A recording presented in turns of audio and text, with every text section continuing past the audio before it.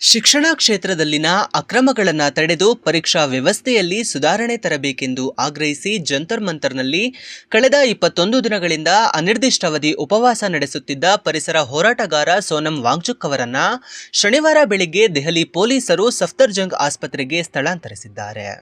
ವಾಂಗ್ಚುಕ್ ಅವರನ್ನ ಅವರ ಒಪ್ಪಿಗೆ ಇಲ್ಲದೆ ಪ್ರತಿಭಟನಾ ಸ್ಥಳದಿಂದ ಬಲವಂತವಾಗಿ ಕರೆದೊಯ್ಯಲಾಗಿದೆ ಎಂದು ಹೋರಾಟಗಾರರು ಹಾಗೂ ಬೆಂಬಲಿಗರು ಆರೋಪಿಸಿದ್ದಾರೆ. ಶಾಂತಿಯುತ ಪ್ರತಿಭಟನೆಯನ್ನ ದೆಹಲಿ ಪೊಲೀಸರ ಮೂಲಕ ಹತ್ತಿಕ್ಕಲು ಕೇಂದ್ರ ಸರ್ಕಾರ ಮುಂದಾಗಿದೆ ಎಂದು ವಿಪಕ್ಷಗಳು ಟೀಕಿಸಿವೆ. ವಾಂಗ್ಚುಕ್ ಅವರ ಪತ್ನಿ ಗೀತಾಂಜಲಿ ಆಂಗ್ಮೋ ಅವರಿಗೆ ಚಿಕಿತ್ಸೆ ನೀಡುವ ಮೊದಲು ಅವರ ಸಮ್ಮತಿ ಪಡೆಯಬೇಕಿತ್ತು. ಅವರನ್ನ ಆಸ್ಪತ್ರೆಗೆ ದಾಖಲಿಸುವ ಅಗತ್ಯವೇ ಇರಲಿಲ್ಲ ಎಂದು ಪ್ರತಿಕ್ರಿಯಿಸಿದ್ದಾರೆ. ದೆಹಲಿ ಪೊಲೀಸ್ ಆಯುಕ್ತರಾಗಿ ಸತೀಶ್ ಗೋಲ್ಚಾ ಅವರ ಬದಲಿಗೆ ಅನುರಾಗ್ ಕುಮಾರ್ ಅಧಿಕಾರ ವಹಿಸಿಕೊಂಡ ಮರುದಿನವೇ ಈ ಕ್ರಮ ಕೈಗೊಳ್ಳಲಾಗಿದೆ. ಮಫ್ತಿ ಉಡುಪಿನಲ್ಲಿದ್ದ ಪೊಲೀಸರು ವಾಂಗ್ಚುಕ್ ಅವರ ಸುತ್ತ ಬಿಳಿ ಬಟ್ಟೆಯನ್ನ ಅಡ್ಡ ಹಿಡಿದು ಮಾಧ್ಯಮಗಳ ಕಣ್ಣಿಗೆ ಬೀಳದಂತೆ ಒತ್ತಾಯಪೂರ್ವಕವಾಗಿ ಆಂಬ್ಯುಲೆನ್ಸ್ಗೆ ಕರೆದೊಯ್ದು ಆಸ್ಪತ್ರೆಗೆ ದಾಖಲಿಸಿದ್ದಾರೆ ಎಂದು ಪ್ರತಿಭಟನೆಕಾರರು ಆರೋಪಿಸಿದ್ದಾರೆ. ಜುಲೈ 20ರಂದು ನಡೆಯಲಿರುವ ರಾಷ್ಟ್ರವ್ಯಾಪಿ ಪ್ರತಿಭಟನೆಯನ್ನ ಹತ್ತಿಕ್ಕುವ ಉದ್ದೇಶದಿಂದಲೇ ಈ ಕ್ರಮವನ್ನ ಕೈಗೊಳ್ಳಲಾಗಿದೆ ಎಂದು ಅವರು ಹೇಳಿದ್ದಾರೆ. सुबह 7 बजे जब मैं यहाँ से निकला फ्रेश होने के लिए, तभी पुलिस के गुंडे यहाँ आए, सोनम सर को घसीट कर गाली गलौज करके लेकर गए. 60 साल से जो इंसान है, जो भूख हड़ताल पर बैठा हुआ था 20 दिनों से, 60 साल के इंसान को जो 20 दिनों से भूखा था उसको दिल्ली पुलिस गाली गलौज करके घसीट कर यहाँ से जबरदस्ती उठाकर लेकर गई. ये कहाँ लेकर गई हमें पता नहीं है. और जब मैं मेरे दोस्त के घर से निकल, जैसे ही मुझे ये खबर मिली, मैं जंतर मंतर आ रहा था, पुलिस वालों ने मुझे भी मारपीट की, मुझे भी सड़कों पर घसीटा और गेट बंद करके मुझे अंदर रखा और कहता है तू जंतर मंतर कैसा जाता है हम देख लेते हैं. मुझे भी दिल्ली पुलिस ने डिटेन कर रखा था, मेरे साथ भी मारपीट की, मुझे भी घसीटा गया रोड पर. और यहाँ पर जितने सारे स्टूडेंट्स है उनके साथ भी दिल्ली पुलिस ने मारपीट, लोगों के फोन भी छीन कर लेकर गए. ये पुलिस ने, ये आरएसएस के गुंडे, ये दिल्ली पुलिस ने, ये आरएसएस के गुंडे 60 साल के इंसान को, इतने बड़े साइंटिस्ट को ये गाली गलौज करके घसीट कर लेकर जाते हैं यहाँ से. मैं विदेश से अपने देश वापस आया था, मैं कोई क्रिमिनल हूँ? मेरे को इन लोगों ने सड़कों पर घसीटा, मेरे को सड़कों पर मारा इन लोगों ने. और जब मैं चिल्ला रहा था मदद के लिए, मेरा मुंह दबाया गया दिल्ली पुलिस के द्वारा और कहते क्यों चिल्ला रहा है तू बहुत चर्बी चढ़ी थी तुम लोगों में, अब दिखाते हम तुम लोगों को हम क्या है. ये दिल्ली पुलिस का रवैया, ये गुंडे है ये. और ये सोनम सर को कहाँ लेकर गए हमें पता नहीं है, लेकिन आज जो भी हुआ है उससे एक चीज तो साफ हो गई, इस देश में डेमोक्रेसी नहीं है. नरेंद्र मोदी एक तानाशाह है, नरेंद्र मोदी एक तानाशाह है और दिल्ली पुलिस उसकी गुंडागर्दी को आगे बढ़ाती है. ये देश के लिए नहीं है पुलिस, ये पुलिस सिटीजन के लिए नहीं है. नरेंद्र मोदी की तानाशाही का जवाब इस देश की जनता को देना होगा.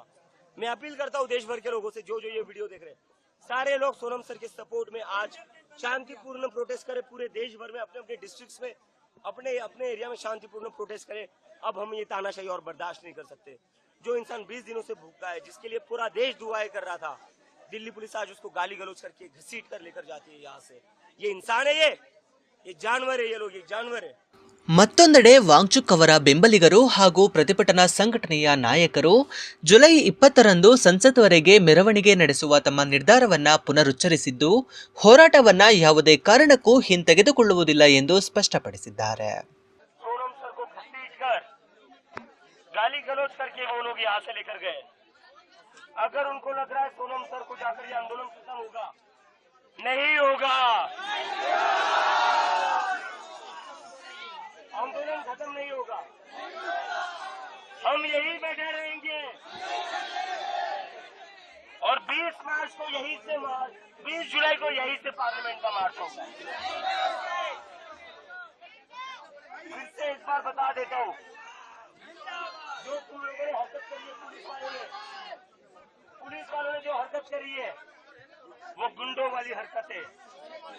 ये लोग पुलिस के आप चोर हो, आप गुंडे हो, चुपके से सर को लेकर गए हो, चुपके से सर को लेकर गए हो.